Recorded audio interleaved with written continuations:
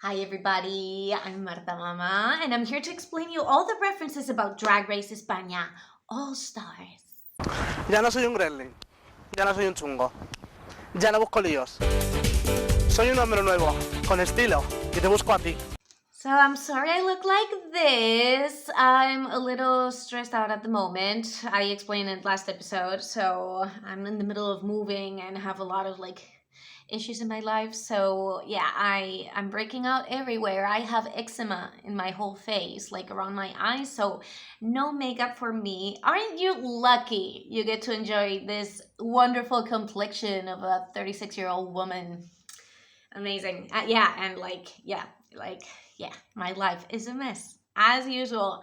But we're here to talk about the queens of All Stars España. I really liked this episode, and my expectations were kind of low after the third season, but a talent show with Drag Race España girls is never going to disappoint you. So I have some notes here. So let's get started. First of all, if you want to support my channel or just buy me a coffee, you can send me your encouragement to this lovely PayPal. Thank you to everyone who sent me a PayPal. You guys are the best. It's amazing for me in this moment in my life to feel you guys' support. So thank you to each one of these people. And if you want to support my channel or help me in any way, you can send me a PayPal here. Thank you so much. Okay, so when I explained the Meet the Queens, we had seen the looks, the entrance looks, but we hadn't seen the entrance lines. Like the day after I posted that video, they posted like the first look, like the first 15 minutes into the episode. That would have been nice to explain in the last episode, but I didn't.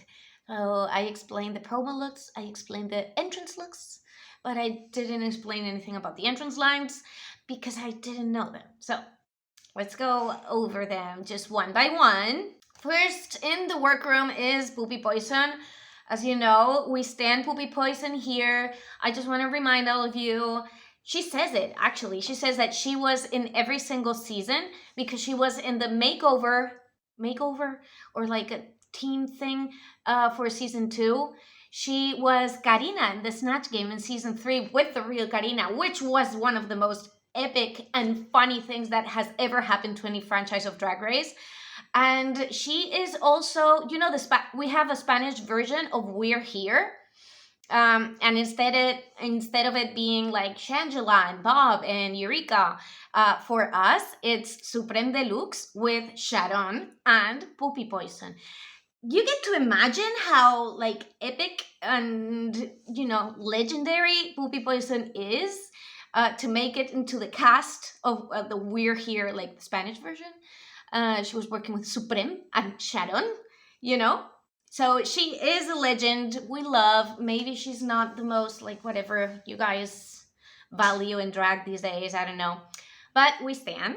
And she comes in saying like, I'm not a gremlin anymore. Whatever. And she's using these sentences from a very popular talk show in like the 90s or the 2000s, where all these like very weird people will come in and talk, and it made into like a little meme. Like that's a sentence, like a whole thing that we all recognize.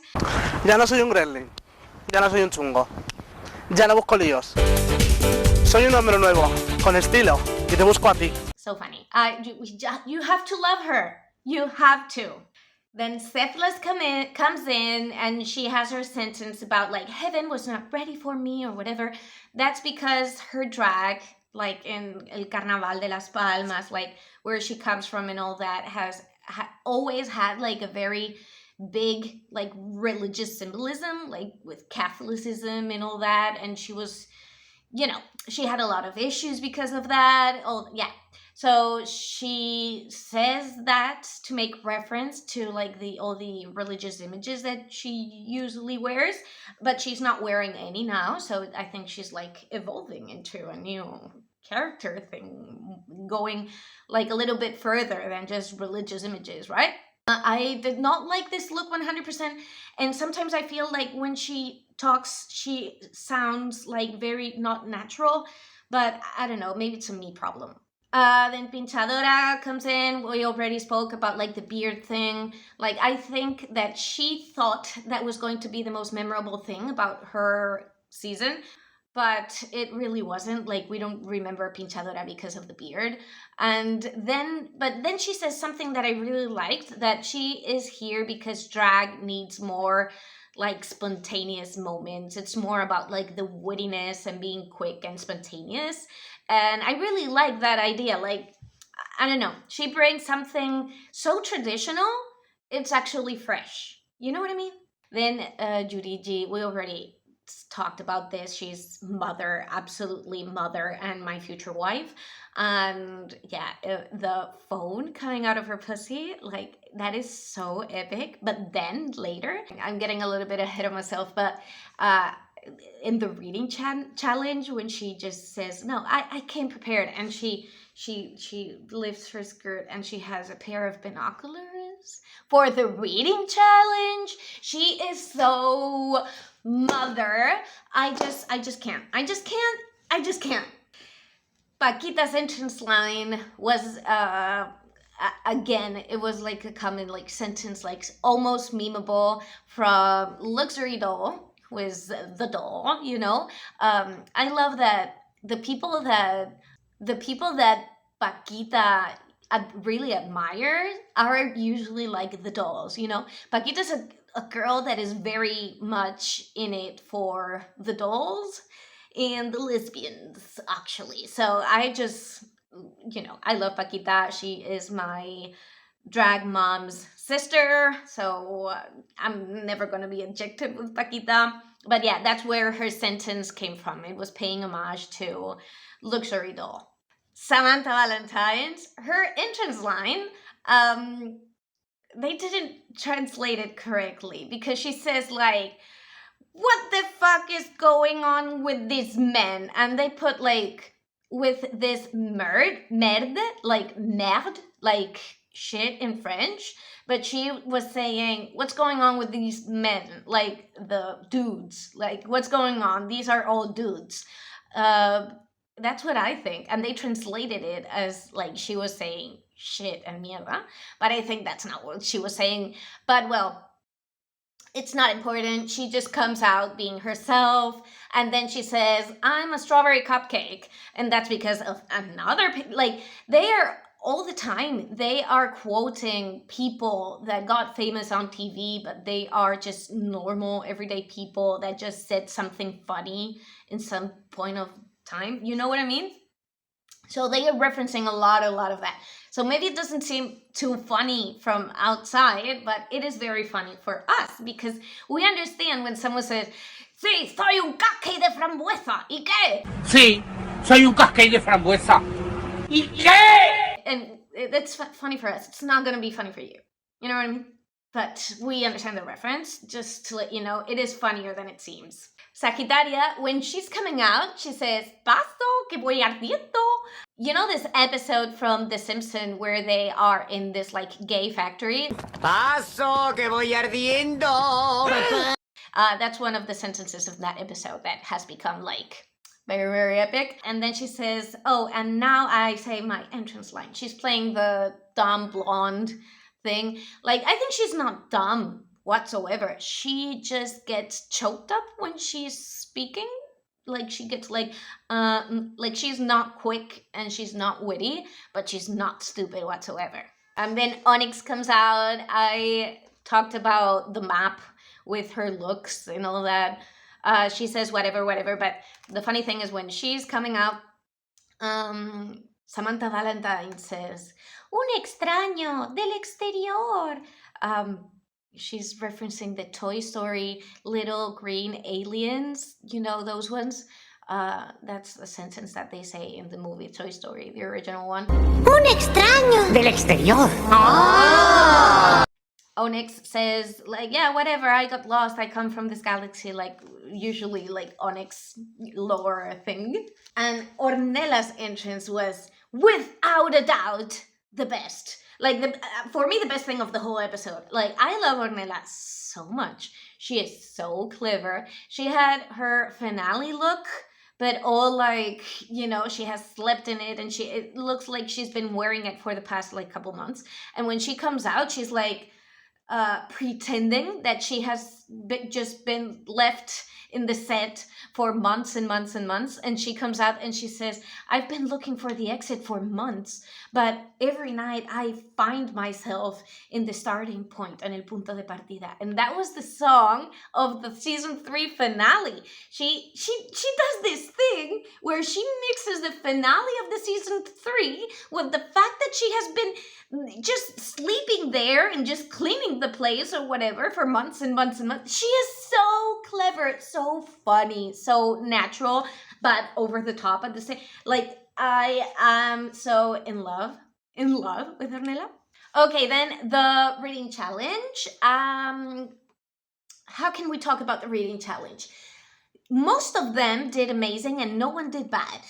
So that's very good. But they gave the prize to Poopy Poison. We agree that Poopy is always going to be good at these type of challenges. She won the same challenge in her season, but she does not use the structure of a read. You know, the structure of a read has a setup and a punchline, and she just talks in a funny way all the time without a setup and without a punchline. A read is supposed to be, oh, you're legendary. That's the setup. And then the punchline is, it's more like legs and dairy. That's the structure. But Poopy does not use that. And Samantha Valentine's does not use that. And they are the two comedians, and they're like insult comics in some way. And I think that's funny. I don't know. For me, Poopy Poison was not the best. She is probably the funniest, but not in like the reading challenge sense of it all. You know, like I would like good reads. For me, the best ones were Paquita, of course. You know, I'm completely biased. Yurigi was very shady. She is so good at this. And Ornella also did a very good job. I think the three of them did better actually than Poopy Poison. But well, who am I to say? I don't have to choose anybody. I'm happy for Poopy Poison. I love her. And she won like a photo shoot or something for a magazine. So good for her. I'm happy for her. And I obviously stand Poopy Poison, but you know, just my opinion. And we also get to know that we're going to use the all-star rules, that the top 2 will lip sync and whoever wins will choose one of the bottom 2 to go home. And yeah, we also know that this week we're going to have the talent show, and that the special guest this week, you guys, the special guest this week is Bárbara Rey. Okay, if you have been following Drag Race España and my channel, you should know who Bárbara Rey is, because she was one of the characters in the Snatch game last year. She was the character that Vania Vainilla played. And I explained in that episode that she was this like vedette, and that she was the king, the actual king of Spain. She was his mistress for the longest time. The king had an affair with this like super sexy, cheeky vedette. And we all know everything about it. And she is this famous person. And then she married a guy that worked in the circus. And then she had like a one-night stand with like a journalist from here, from like the whole thing. She has a whole like lore, like very big. But she is a vedette. She comes from, you know, cabaret and all these like... She is a cis woman drag queen. That's where she comes from. And she has been referenced 800 million times in Drag Race España. So I think it's very, very, very epic that she is the guest judge this week. I am so excited for all of them, but especially for Ornella, because it's like very much her thing. So happy. Let's go with the talent show. First up is Onyx. That's a difficult position to be. She basically lip-synced to an original song, right? Which I don't remember especially. I remember it was cool. I remember that there was like the first part of the song was someone just speaking and like the shadows, and I thought that was way too long. And like it's always basically the same story with any Onyx performance. So I don't know. It was a little too much. And then they did the Nina West thing where like different parts of the dress are one of the dancers. So the dress just, the Nina West thing, right? Which is not original. We have already seen. I love Onyx so much that it's so difficult for Onyx to look cool in a talent show. I think she did amazing. She did a very good job. It was a very cool thing in general, and I love her. I just think that the format of like you have 45 seconds, show as a talent. That is not meant for someone like Onyx, in my opinion. I don't know. She's not going to be that impressed. Like, it's her whole thing. For Onyx, it's like the whole thing. It's not a 45-second thing. She's not like setless. You know what I mean?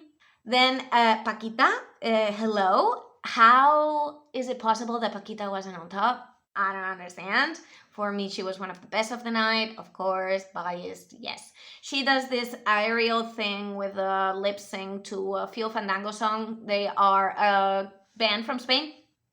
And like wild horses and talking about being wild in a world of like oppression. And she does this thing like Paquita is able to do that aerial performance and pole dance performance. She makes you feel something.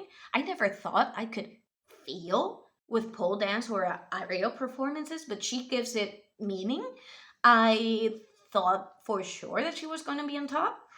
And then that scream, like it really was almost overwhelming. I think that the judges didn't put her on top because they want something a little more lighthearted. You know what I mean? Like, that was a critique for her in her season 2.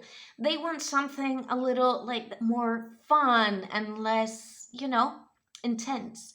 But Paquita's an intense alternative punk bitch, So, yeah, she did amazing. She wasn't on top. We're used to it. The Paquita stands. We will survive. Then Pupi did her act. It was a song that was originally by Celine Dion and Andrea Bocelli called The Prayer, and she was playing both parts. This is the classic act. Like every drag queen in the world has done this since the beginning of time. She didn't sing particularly amazing. She could have done a lot more, but I don't know. It's just like the very, very classic act. You have to do that so amazingly well. You have to have something special, right? To make that act that we have seen from everyone and their mother look especially good, in my opinion, right? So, yeah. Love her, classic act. It makes my heart feel warm, but it doesn't stand up against all the other girls' performances. Sagittaria, again, an original song, lip sync to a song, but with some acrobatics. She was like flying a little bit in the sky, and then she jumped from like a couple meters or whatever. I thought her performance was okay, was cool. I'm not that shocked, but about the acrobatics that she did. I am glad she did them, because if not, I wouldn't have liked it. Just an original song for me is not that special, and for me it wasn't like super, super memorable. But it's so cool that Sagittaria was able to do that. I'm very happy for her, because in her season, she was only able to dance in that just little lip sync that she did with Dovima, and Dovima wasn't even dancing. Like, we haven't really seen Sagittaria in her like talent, so I'm happy she was able to do that. I just didn't think that she was going to be on top, and she wasn't. So yeah, no special references to explain there. Then Juriji sang this aria from King Arthur. And first of all, she looked amazing. I loved what she did. Like, were those like some type of glasses that looked like very weird lashes or something? I was just like, I just cannot breathe every time I look at her. Did I think that the singing was amazing? Not especially. I've heard her sound a lot better than that, and I think it was a song, it was an area that had not a lot of variation. It was like the same tone all the time, so it wasn't too impressive, but I just cannot stop looking at her. So yeah, I thought that she was not one of the best of the night. She was safe. I agree with that, basically. Samantha Valentine's. I was worried about Samantha, actually. I didn't know what she was going to do. In her season, her talent show was she was painting and she did this thing with a banana or whatever, I think. This time she took what made her famous. She got to be very, very famous because she would do these Instagram lives where she would just explain naturally things. You know, she would have Q&As on Instagram live. She would drink a couple cocktails or 6 and just speak. Like, if you read, you should, I think, read every single caption for all the things that she explains, because that's how she speaks in Spanish. I know it's very difficult to translate, but everything she says in Spanish is like so over the top and so funny, and she makes these comparisons, like, I don't know, like his thingy had veins as wide as whatever the willow tree in Pocahontas. Like, she's all the time she speaks like this. She makes these comparisons. She is so naturally funny. I think it's very difficult for queens that are comedians and are naturally funny to translate that into a talent show. And she was able to do that very well, just with one pit crew member, just doing, I don't know, she's the first, I think, comedian that is able to translate in a stand-up comedy, in a talent show, in 1 minute, in Drag Race. I am so happy for her. This is exactly what we needed from her, and this is exactly what we wanted from Samantha Valentine's. Love it. And did you see that she had a t-shirt that was Física o Química? She's wearing this like early 2000s look, and Física o Química is a TV show where one of los Javis was an actor, like when he started acting. So that's the t-shirt that she's wearing, like a fangirl of Física o Química. Then Sithlas. Okay, what was that? Like, what? I thought I was tripping, I was confused, I was excited, and I was screaming, and I didn't know why. Like, the talent shows from Drag Race España are crazy. That was crazy. Okay, let me explain you, okay? She starts with this like poem from Federico García Lorca, and then she turns around and she has like this huge painting of the face of Federico García Lorca. Federico García Lorca was a queer poet in like the 30s, okay? And he was killed by Franco, like not Franco directly, but by the fascist government, because he was queer and he was the enemy. So he got killed, and that's why Sethlas also has like one shot in each ass cheek. That was super random. But yeah, and then she's talking about Federico García Lorca and the queer poet that was murdered by fascism, and then it turns into a weird sex show. And I was like, what is happening? What is this? What does this have to do with Federico García Lorca, Sonetos del Amor Oscuro? I just wasn't getting it. I really don't know, but I was here for it because it's mesmerizing. It's so absurd and so dumb to put in the same sentence Los Sonetos del Amor Oscuro de Lorca. And then Anna, looking afterwards, she explains, like, for many years that book was only called the Love Sonnets, when it was the Dark Love Sonnets. It's supposed to be dark love because he was gay, but then they only called the book after his death like Love Sonnets, and it's like, no, it's like gay love. And they talk about all that. And then it's all like sex and sexiness, and I'm here for it. Like, you cannot deny that is some talent. Do I understand anything? Do I understand what these things have to do? Like, I can give it a meaning. If I want a meaning, I can invent a meaning for it. but I can like it without a meaning. You know what I mean? So, settlers, like, it's crazy. Okay, Ornella Góngora did a couple. Okay, in the cabarets, the vedettes, all these ladies, would make up funny, like erotic, sexy, but punny songs where they were talking about everything like very erotic and sexy, but with like puns and like a hidden meaning behind the song. And those are the cabaret songs that they would sing everywhere. And it's so amazing that Ornella Góngora is representing that, because it's a part of the Spanish history and of queer history almost that it has been lost, you know? These were always, in every single case, basically cis women that were playing these, but it's so drag, and it's such a reference for all the drag artists in Spain. All these like little songs that are very punny and very funny. So this one was called Que Picores, and they say that it was recorded by Ondina in the 70s in Parallel, but I know this song has been performed from every vedette that is out there. And actually, Bárbara Rey, who is a vedette, performed, I don't know, this song or other songs from Ondina, that's what she says. And, you know, that's the act. You do something like cheeky and very like wink, wink, nudge, nudge. And that's the whole point.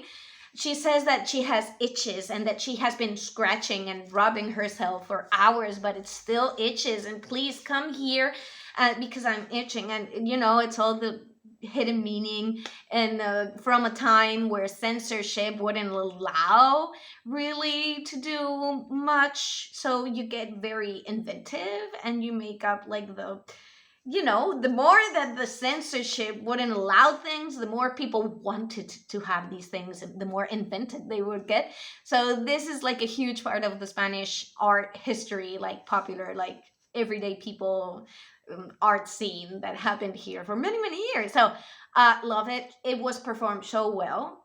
Like, if you ask me what was Ornella's talent, like, can you explain what talent she has? And I'm like, being a boss-ass bitch. That's her talent. That's how talented she is.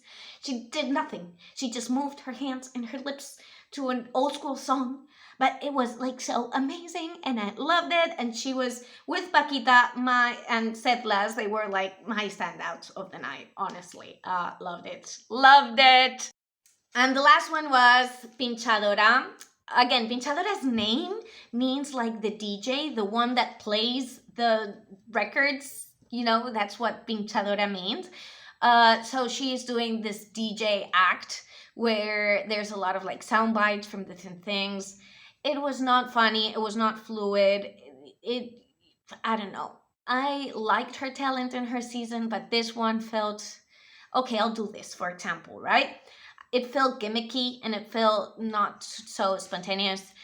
As references, I cannot explain every single reference, but one of the things, like, they're talking about like boobs exploding in a plane. That's because there was this famous person in Spain, I think it was Ana Obregón, that had implants, and there was this rumor going around that in an airplane one of her titty implants just exploded, and from the pressure of the plane, I don't know what it was. So at least for me, with Pinchadora, what I missed is really her being spontaneous. That is exactly what she said was missing from the drag scene, and that which she was going to give. I didn't feel it was spontaneous and natural. I feel it was gimmicky, and I don't know. I'm so sad for Pinchadora. I wanted her to do good, but I think they didn't have enough time to really process their season. I don't know. It was okay. But, you know, we had such amazing talent shows. But in general, for the talent shows, I have to say that I'm very happy about one thing. It's probably the production and the editing of the episode, maybe, I don't know. But in season 3, for the same talent show, for amazing talents, for just as good of a talent show, you would see Los Javis like looking like in a very mean way. And this time it was every time that the camera would look at the judges, they had like kindness in the eyes again. And then that is exactly what we love from the judges. They were looking at them like small children that are really happy to see their friend again, you know?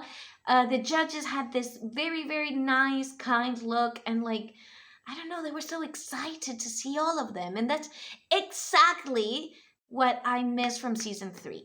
So I don't know if it was that they were enjoying this talent show more than the talent show in season 3, or is it maybe that after seeing the critiques for season 3 in the editing room, they decided to edit the episode in a little softer way? Is it that? Because I feel like the judge panel was a little softer in comparison with season 3. And I'm absolutely here for it. And if that was a decision from the production, I agree 100%. That was the right call.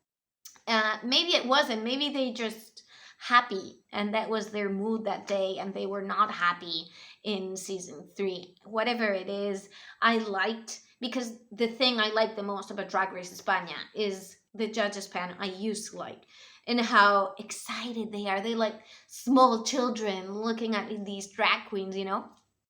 So whoever decision it was, that I am really, really happy about and I loved. So there's no runway this episode. Amazing. So we only get the talent show. So only with that, the top, well, safe, we have Judy G, Paquita, and Sagittaria. Did all 3 of them did equally good? Absolutely not, in my opinion. But well, I'm not a judge. I don't have to make decisions. I think it was judged okay. Like, it's not the decisions that I would have made, but it's normal Drag Race decisions. It's not the stupid wackiness in season 3. You know what I mean?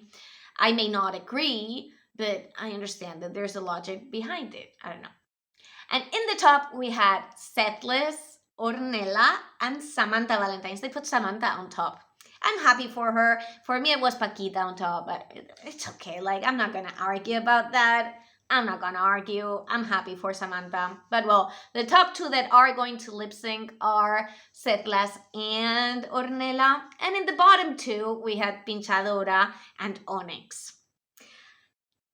Obviously, if you remember season 2, Onyx and Settless had a little thingy going on. They're special friends, or they were special friends, or they are sometimes special friends. So yeah, and Pinchadora, you have to, like, they make it seem like we have all seen season 3, but none of these queens have seen season 3. You know, not even the queens from season 3 have seen season 3 when they filmed this. So I understand that people haven't developed like special kinships and friendships. Pinchador, I think, was hoping that Ornella won the episode and that she would save her sister. Honestly, I think that Ornella would have saved Onyx anyway, but well. Is it fair? Is it not fair? I think it's fair, normal. Like, it's not wacky, crazy judges' decisions that make absolute no sense and then being super harsh to just one person for absolutely no reason. And it's not that type of wackiness. It's just normal judges that I may not agree with them. But I'm okay with that. You know, it's the season 3 wackiness that I'm not okay with. But this one, yeah, I'm okay with. The girls shined a lot. I'm kind of sad there was no runway, to be honest, but well. And yeah, next episode, you guys, is Snatch Game. Like, it's only 6 episodes, but they're gonna hit hard. Every single episode is gonna hit hard. And you know, Snatch Game is the one episode where I have to work a lot because there's a lot to explain. But well, I hope I'm helpful. I am sure I'm forgetting a lot of stuff. So just anything that I have forgotten to explain, leave your questions down below.